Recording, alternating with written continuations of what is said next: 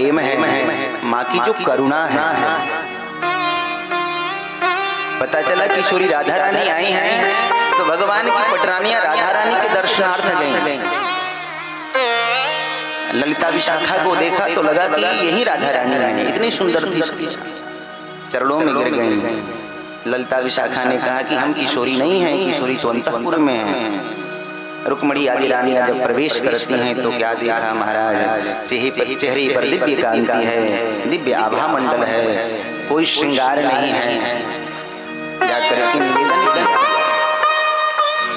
मुनीन्द्र वृंद वंदिते त्रिलोक शोकहारिणी प्रसन्न वक्त्र पंकजे निकुंज भूविलासिनी ब्रजेंद्र भानुनंदिनी ब्रजेंद्र सोनु संगति कदा करिष्यसि हमा कृपा कटाक्ष भाजन। बड़े बड़े मुनीन्द्र वृंद जिनके चरणों में वंदन करते हैं, जो निकुंज वन में निवास करने वाली हैं किशोरी श्री राधा रानी, आप अपनी कृपा हमारे ऊपर भी बरसा। राधा रानी ने कहा कि धन्य तो आप हो जो कि प्रभु श्री कृष्ण का सामीप्य सानिध्य आप सभी को प्राप्त है। अरे नहीं किशोरी, नित्य श्याम सुंदर आप ही का गीत गाते हैं, आप ही का ध्यान करते हैं। और कथा आती है कि रुक्मणी जी ने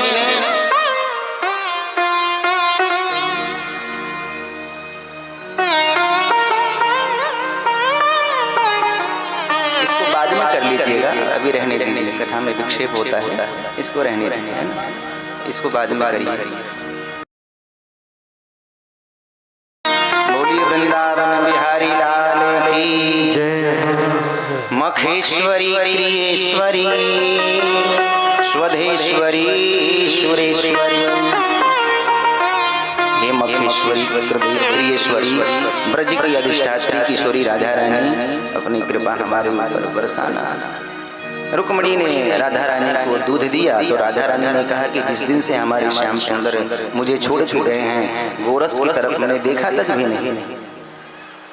रुक्मणी ने कहा कि श्याम सुंदर ही अपने हाथों से आपके लिए भेजे हैं। और जैसे ये सुना किशोरी राधा रानी गिलास को छीन करके एक श्वास में दूध पी गई।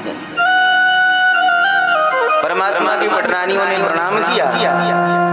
आज रुक्मणी चरण सेवा कर रही थी भगवान की, क्या देखा कि भगवान के चरणों में फफोले हैं, छाले पड़े हैं। अरे प्रभु आप तो कहीं गए नहीं, आपके चरणों में छाले इतने बड़े बड़े। अरे देवी जी, पहले तो आप ही गलती करती हो और फिर पूछती हो। आपने किशोरी राधा रानी को गरम दूध जो पिलाया।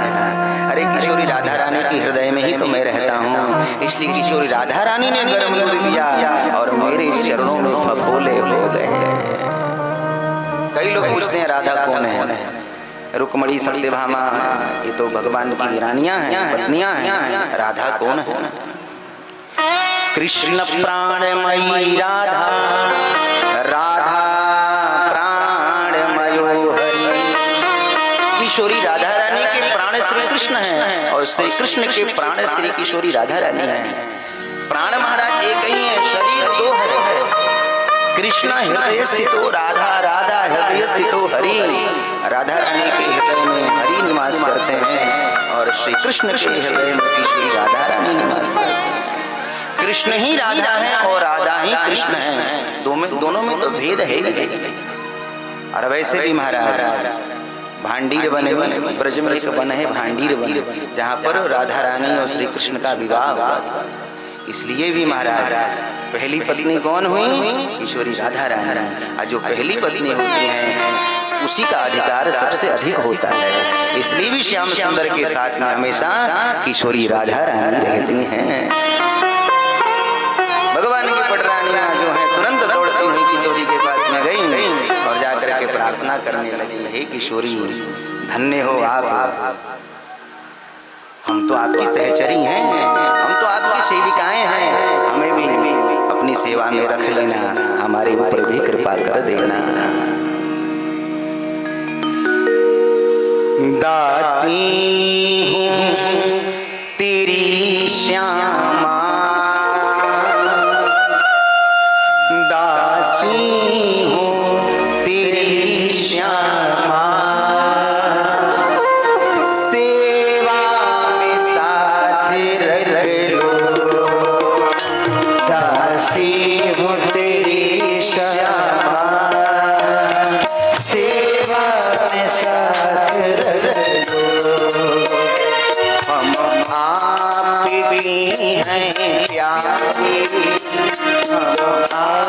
आपकी हैं प्यारी, अपने साथ रख लो।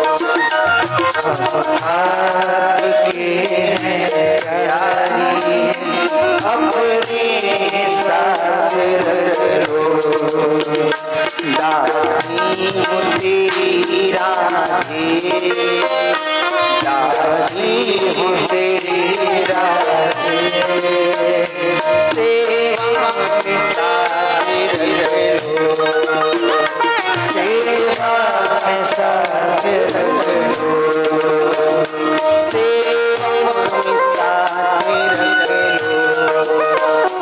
सेवा में साथ रख लो।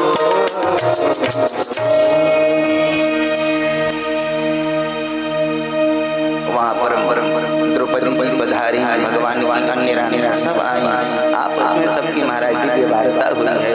किस प्रकार से रानियों को प्रभु ने स्वीकार किया, अपनी अपनी विवाह की बातें राधा रानी से बताती हैं, द्रौपदी से बताती हैं। उसके उपरांत महाराज पांडवों के रायसु यज्ञ में प्रभु पधारे, जरासंध का उद्धार भीम के माध्यम से करवाया। यज्ञ में प्रश्न ये उठा कि प्रथम पूजा किस देवता की जाए। भीष्म पितामह खड़े होकर के बोले कि सबसे बड़े ब्रह्मचारी श्री कृष्ण हैं, इनकी पूजा करो। दुर्योधन खड़े होकर के अनुमोदन किए कि सबसे बड़े दानवीर श्री कृष्ण हैं। कर्ण ने भी कहा, सबने महाराज पुष्टि की। शिशुपाल खड़ा होकर गाली देने लगा, ये लंपट की पूजा करोगे, इस माखन चोर की पूजा करोगे, इस छलिया की पूजा करोगे। एक गालियां हुई, भगवान ने उसका मस काट दिया। सबने कहा कि प्रभु ने मार दिया। संत खड़े होकर के कहने लगे, प्रभु ने मार नहीं दिया, प्रभु ने तो शिशुपाल को उतार दिया। प्रभु ने सारी मुक्ति शिशुपाल को प्रदान की, यज्ञ सफल हुआ। दत्तात्रेय महात्मा अपने जीवन में 24 गुरु धारण किए, उन 24 गुरुओं की कथा सुनाई। वैसे महाराज गुरु 3 प्रकार के होते हैं, शिक्षा गुरु, दीक्षा गुरु और पुरोहित गुरु। जो हमें पढ़ाते हैं, लिखाते हैं, बताते हैं, शिक्षा गुरु कहे जाते हैं। जो हमारे घर में पूजा पाठ करवाते हैं, संस्कार संपन्न करवाते हैं, वो पुरोहित गुरु हैं। जो हमारे कान में मंत्र दे करके भगवत भक्ति का मार्ग प्रशस्त करते हैं, भगवान के विषय में बताते हैं, साधना की पद्धति बताते हैं, भगवान से संबंध जोड़ते हैं, वो दीक्षा गुरु कहे जाते हैं। कई लोग कहते हैं दत्तात्रेय ने 24 बनाए, हम 2-4 बनाएंगे। तो ध्यान रहे, दत्तात्रेय के 24 गुरु सारे शिक्षा गुरु हैं, ये दीक्षा गुरु नहीं। एक महाराज 70 साल की माता जी आकर के बोली, महाराज मुझे दीक्षा दे दो। हमने कहा कि माता जी आपकी उम्र इतनी अधिक है, अभी तक आपने दीक्षा नहीं ली, मंत्र नहीं लिया। माता जी ने कहा कि महाराज कितने गुरु बना लिए पर कोई गुरु रहा ही नहीं, सब पधार गए, अभी आप ठीक ठाक दिख रहे हो। हमने कहा माता जी अभी कुछ दिन और कथा कर लेने ले, उसके बाद मंत्र ले लेना। बोलिए राधे राधे राधे। तो महाराज ध्यान रहे, जीवन में दीक्षा गुरु एक ही होनी चाहिए। ये दत्तात्रेय के 24 गुरु जो है, ये सारे शिक्षा गुरु हैं।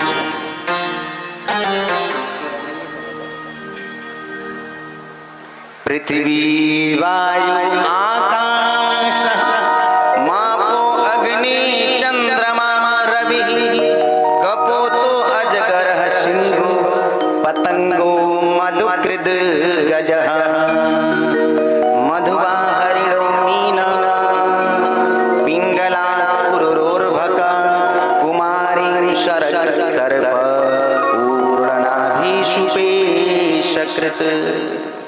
दत्तात्रेय ने पृथ्वी को गुरु बना करके सहनशीलता सीखी। एक महाराज मधुमक्खी को गुरु बना करके सीखा कि मधुमक्खी जीवन पर्यंत शहद संग्रह करती हैं। एक दिन भेलिया आता है, तमाम मधुमक्खियों को मार करके शहद लेकर के चला जाता है।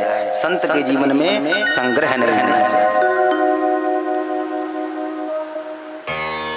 एक बालक को गुरु बना के सिखा, जिस प्रकार से बालक का मन निर्मल होता है उसी प्रकार से संत का हृदय भी निर्मल होना चाहिए। किसी गृहस्थ के घर में कुछ मेहमान पधारे, स्वागत के लिए कुछ था ही नहीं, पति पत्नी छोटा सा बच्चा है। पत्नी ने कहा अपने पतिदेव से, स्वामी जी पड़ोस की दुकान से कुछ उधार लेके आ जाए, मेहमानों का स्वागत हो जाएगा। और मेहमान जब जाएंगे तो छोटा बच्चा है, कुछ न कुछ तो दे के ही जाएंगे, उधार चुका दिया जाएगा। अब पति जाकर के उधार लेके आया, मेहमानों का आदर सत्कार हो गया, मेहमान जाने लगे तो बच्चे को कुछ पैसे देने लगे। बच्चा कहता है नहीं लूंगा। मेहमान बोले बेटा ले लो, बच्चा कहता है नहीं लूंगा। माँ ने भी कहा कोई बात नहीं, आशीर्वाद है ले लो। बच्चा कहता है बिल्कुल नहीं लूंगा। माँ ने पूछ दिया अरे बेटा तू क्यों नहीं लेगा? बोला अरे माँ क्या बताऊं, पिताजी पड़ोस की दुकान से 10 रुपए का उधार लेके आए हैं, मेहमान तो 5 रुपए दे रहे हैं, मैं कैसे ले लूं? निर्मल मन जन सोई पाया, निर्मल मन जन सोई पाया,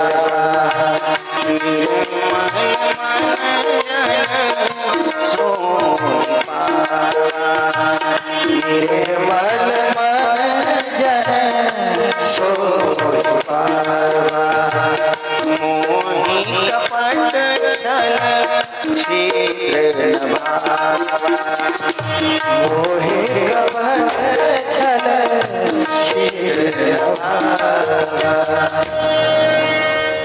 दत्तात्रेय देख रहे थे, तुरंत उस बालक को जीवन में गुरु धारण कर लिया। जिस प्रकार से बालक का मन निर्मल होता है उसको ये भी नहीं पता, उसी प्रकार से संत का अंतर हृदय निर्मल होना चाहिए। एक पिंगला नामक वैश्य को भी गुरु बने गणिका। परीक्षित ने पूछा अरे महाराज गणिका से क्या सीखा? पिंगला नाम वैश्य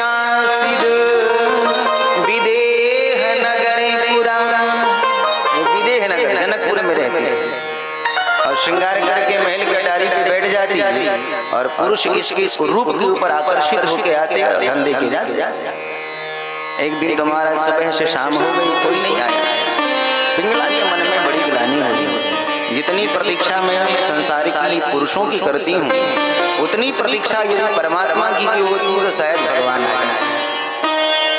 पिंगला के मन में वैराग्य आ गया। तुरंत महाराज पिंगला ने दुनिया की आसक्तियों को छोड़ा और श्याम सुंदर को पुकारा। हमें भी महाराज यही चाहिए, ये दुनिया की आसक्तियों का त्याग करके भगवान के चरणों में अपने मन के कनेक्शन को जोड़ दे तो शायद कृपा में देरी नहीं होगी।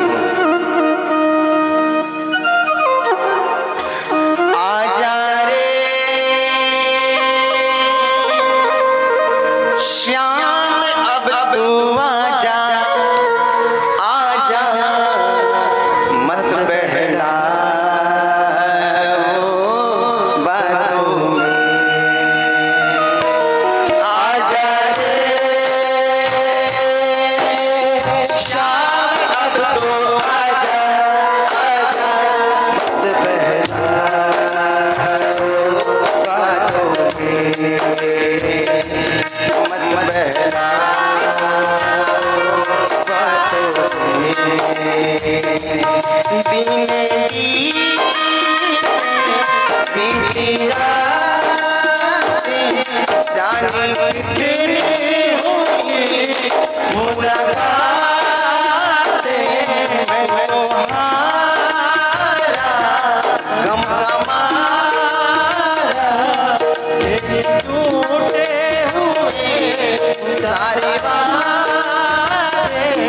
भूले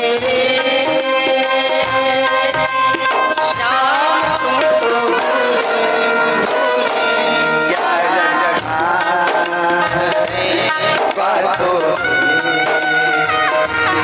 क्या बातों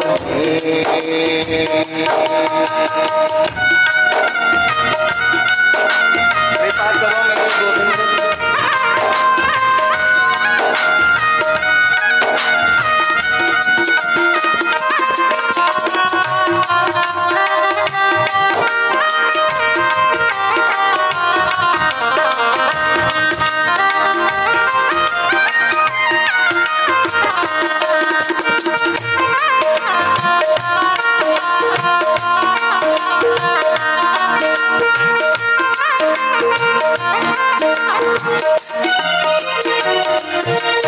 नादान है अनजान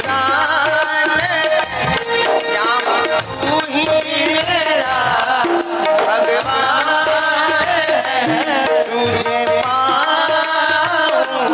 तुझे पाऊं मेरे दिल का अरमान है। ले ले रे श्याम अब तो ले मेरा हाथों मेरा हाथों आजा रे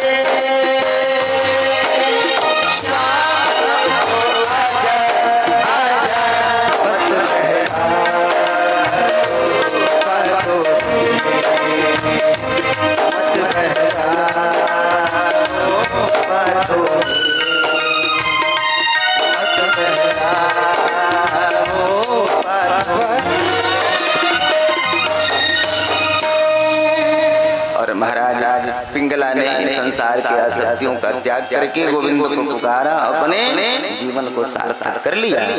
दत्तात्रेय ने इसे अपना गुरु बना लिया। दत्तात्रेय के 24 गुरु को यदि कथा कहनी हो तो 7 दिन तो महाराज इसी पे निकल जाएगा। इसलिए महाराज प्रत्येक प्रसंगों को छूते हुए प्रणाम करते हुए विषय को आगे बढ़ाना है ना। परीक्षित ने प्रश्न किया कि गुरुदेव मुझे ये बताओ कि मेरे दादा दादी का विवाह कैसे हुआ। अच्छा, किसी को पता चल जाए कि हम 10 मिनट के मेहमान हैं, 10 मिनट के बाद जय श्री राम हो जाएगा, तो क्या वो पूछेगा कि हमारे माता पिता की शादी कैसे हुई, दादा दादी का विवाह कैसे हुआ। इस प्रश्न से लगता है कि परीक्षित मृत्यु के भय से अब निर्भय हो चुके हैं, अब कोई इन्हें डर नहीं है। तो बड़े रोचक ढंग से सुखदेव जी ने अर्जुन और सुभद्रा के विवाह की कथा भी सुना दी। तब परीक्षित ने कहा कि गुरुदेव आज मैं मर जाऊंगा। सुखदेव जी ने डांटा, तुम तो राजन मरिष्यति पशु बुद्धि मिमाम जहि। मरेगा नहीं, क्योंकि तू शरीर नहीं मरेगा, तेरा शरीर तू आत्मा है और आत्मा निरीह निर्विशेष निराकार परमात्मा का अंश है और आत्मा कभी मरती नहीं, कभी जन्म लेती नहीं। तब परीक्षित कहे उठे, सिद्धोस्मि अनुग्रहीतोस्मि भवता करुणात्मना। गुरुदेव आपकी वाणी ने मुझे सिद्ध कर दिया, मुझे अनुग्रहित कर दिया। एक नहीं अब हजारों तक्षक आकर के मुझे डसे, मुझे परवाह नहीं है। सुखदेव जी वहीं पर कथा को विश्राम दिए। परीक्षित ने चरणों में प्रणाम किया। सुखदेव जी वहां से प्रस्थान कर गए। अब कहाँ गए भागवत में नहीं वर्णन आया है। इधर सूत जी शौनक आदि ऋषियों को नैमिषारण्य में कथा सुना रहे हैं। सूत जी कहते हैं, ऋषियों अब यहाँ से सुख परीक्षित संवाद विश्राम हुआ और पुनः सूत शौनक आदि संवाद प्रारंभ।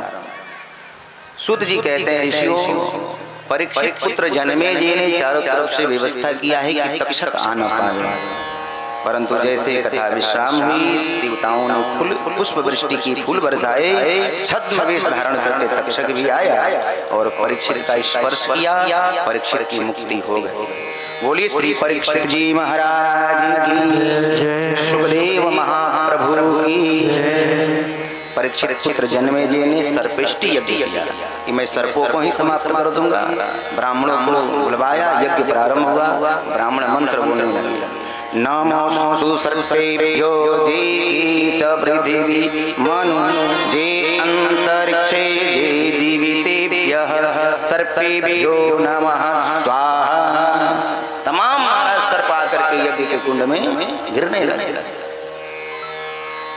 जन्मेजय ने कहा कि अरे ब्राह्मणों अभी तक तक्षक नहीं आया, अभी तो उसकी प्रतीक्षा है, उसी ने तो दशा है। ब्राह्मणों ने कहा कि तक्षक तो इंद्र के सिंहासन से लिपटा हुआ है, इंद्र ने उसे आश्रय दिया। अच्छा, इंद्र ने आश्रय दिया है तो तुम इंद्र का मंत्र बोलो। अब ब्राह्मण इंद्र का मंत्र बोलने लगे।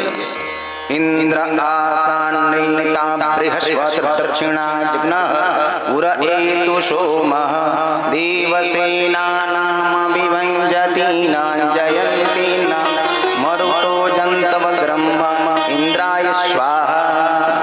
और देवादीनां मंत्राधीनां च देवता, देवता तो मंत्र के अधीन है। इंद्र सिंहासन सहित कक्षक को लेके आ रहे थे, तब तक जो है बृहस्पति मुनि और आस्तिक मुनि ने आकर के यज्ञ को बंद कराया। राजन अनर्थ कर रहे हो, ये देवताओं के राजा है, इनका अहित हो गया, मुश्किल हो जाएगा। अरे एक सर्प ने तुम्हारे पिता को डसा, तुम निर्दोष सर्पों को मार दो। जब सत्संग मिला तो सर्पेष्टि यज्ञ समाप्त हुआ।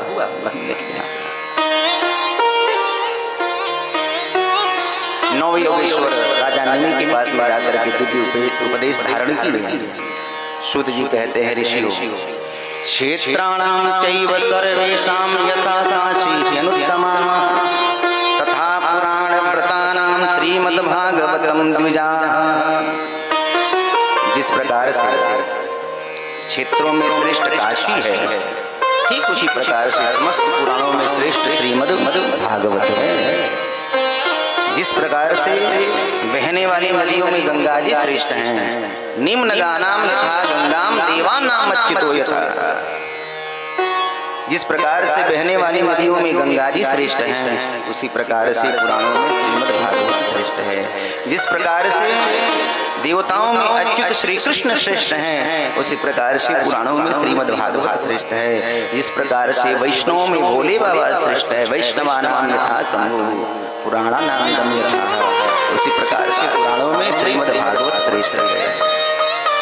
श्रीमद्भागवत परमहंसों की संगीता है, वैष्णवों का परम धन है, जिसमें भक्ति ज्ञान वैराग्य की त्रिवेणी बहती है।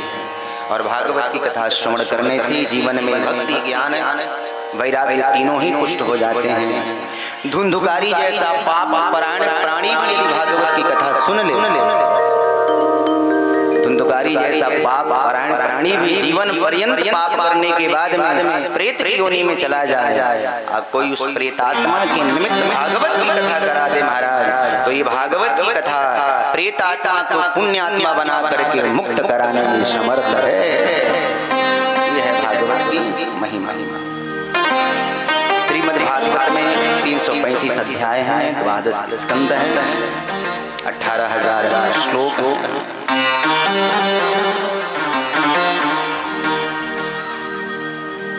तो भागवत की कथा महाराज श्रवण करने से भगवान के चरणों में रति मति भक्ति तीनों प्रगाढ़ हो जाती है। बड़ी कृपा रही हम सभी के ऊपर, जिसके फलस्वरूप हम सभी भगवान की अमृतमय कथा का आनंद लिया और प्रभु की कथा को श्रवण किया। तो आज तो कथा का विश्राम दिवस है।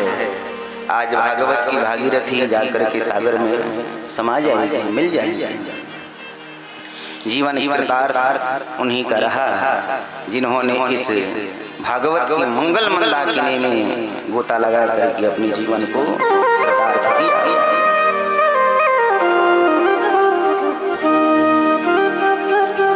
भागवत की कथा सुन करके हमारा चित्त गोविंद के चरणों में चिपक जाए। तस्मात् केनापि पायेन मनः कृष्णे निवेशयेत्। जरूरी नहीं महाराज की भागवत की कथा सुन करके जितने श्रोता हैं सारे भक्त बन जाए, परंतु एक का जीवन में भी किंचित परिवर्तन आ जाता है तो महाराज 7 दिन की भागवत सार्थक हो जाती है। 7 दिन की कथा महाराज एक का भी जीवन परिवर्तन हो जाएगा। अब वाणी को विश्राम देने से पूर्व मैं उस परिवार को धन्यवाद देना चाहूँगा जिनके माध्यम से ये सुंदर सुअवसर हम सभी के जीवन में संप्राप्त हुआ और हम सभी बैठ कर के परम्बा भगवती जगत जननी के पावन प्रांगण में भगवान की अमृतमय कथा का रसपान कर पाए। तो महाराज सबसे पहले कथा के जो आयोजक हैं, मुख्य यजमान श्री पदम चंद्र गर्ग जी को एवं श्रीमती पुष्पा गर्ग जी को व्यासपीठ की तरफ से बहुत बहुत धन्यवाद, बहुत बहुत आशीर्वाद। ठाकुर जी इनके ऊपर, दोनों दंपति के ऊपर खूब कृपा करें, खूब अनुग्रह करें, भगवान के चरणों में इनकी भक्ति प्रगाढ़ हो। और महाराज धन्यवाद देना चाहूँगा जिन्होंने अपना कार्य छोड़ करके 7 दिन तक हम सभी की सेवा जिन्होंने की, भगवान की कथा को सार्थक बनाने में अपना अथक प्रयास किया, कठिन परिश्रम किया। ऐसे महाराज श्री अंशु गर्ग जी एवं श्रीमती रामा गर्ग जी को बहुत बहुत धन्यवाद, बहुत बहुत आशीर्वाद। और महाराज धन्यवाद देना चाहूँगा जिन्होंने भी इस कथा को सफल बनाने में अपना सहयोग प्रदान किया है, श्री रवि गुप्ता जी, श्रीमती मीनी गर्ग जी, देविक गर्ग जी एवं सीनू गुप्ता जी, इन सबको महाराज बहुत बहुत धन्यवाद, व्यासपीठ से बहुत बहुत आशीर्वचन। भागवत एक औषधि, और औषधि प्रायः कड़वी होती है। वैद्य कहते हैं इस औषधि में थोड़ा शहद मिला करके लगे, मीठी लगी। तो भागवत भवरोग को दूर करने के लिए एक औषधि का काम करती है। तो इस भागवत रूपी औषधि में जिन्होंने संगीत का शहद मिला दिया है, तो महाराज जी सारे संगीतकारों को बहुत बहुत धन्यवाद, बहुत बहुत आशीर्वाद।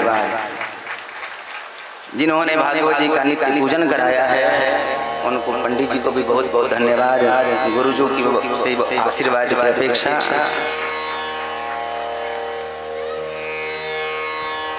जितने भी आगंतुक श्रोता पधारे हैं, जितने भी कथा श्रवण करने के लिए भक्त आए हैं, सबको धन्यवाद।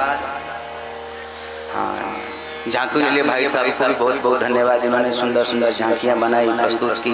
कथा में महाराज रोचकता बढ़ गई, तो झांकी वाले भाई साहब को धन्यवाद, साउंड वाले भाई साहब को बहुत बहुत विशेष धन्यवाद, टेंट वाले को बहुत बहुत धन्यवाद, जिन्होंने भी कथा में सहयोग किया है, सबको महाराज खूब खूब धन्यवाद। हाँ, जिन्होंने इस कथा को लाइव किया है यूट्यूब चैनल पर, उन कैमरा वाले भाई साहब को भी बहुत बहुत धन्यवाद, तीनों को खूब आशीर्वाद। इसी प्रकार से भगवान की भक्ति का प्रचार प्रसार करते रहें, ठाकुर जी के चरणों में उनकी मति लगी रही है। और महाराज सबसे विशेष धन्यवाद देना चाहूँगा, सबसे विशेष धन्यवाद आप समस्त श्रोताओं को, जितने भी श्रोता पधारे हैं इन सबको बहुत बहुत विशेष धन्यवाद। क्योंकि श्रोता नहीं रहता है तो फिर वक्ता कथा सुनाता किसको? श्रोता को देख करके भाव प्रकट होता है। तो जितने भी श्रोता पधारे हैं सबको बहुत बहुत धन्यवाद। ठाकुर जी के चरणों में प्रार्थना, ठाकुर जी के चरणों में निवेदन, सबकी भक्ति प्रगाढ़ हो, घर में सुख शांति समृद्धि बनी रहे।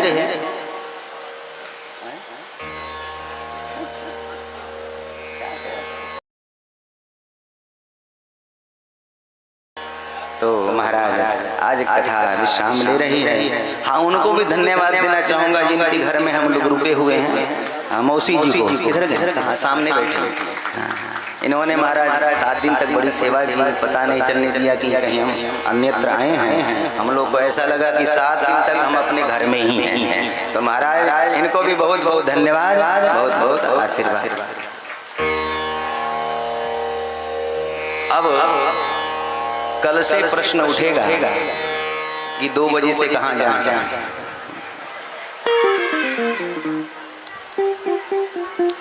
पुष्पा माता कह रहे थे कि मुझे तो पता ही नहीं चला कि 7 दिन किस प्रकार से बीत गए। महाराज आनंद का समय तो इसी प्रकार से बीत जाता है, पता भी नहीं चलता है। तो अब कल से प्रश्न उठेगा कि क्या करें, 2 बजे से कहाँ जाए। अरे महाराज प्रभु से मिलने के लिए, श्याम सुंदर से मिलने के लिए एक सत्संग ही तो बहाना है। वैसे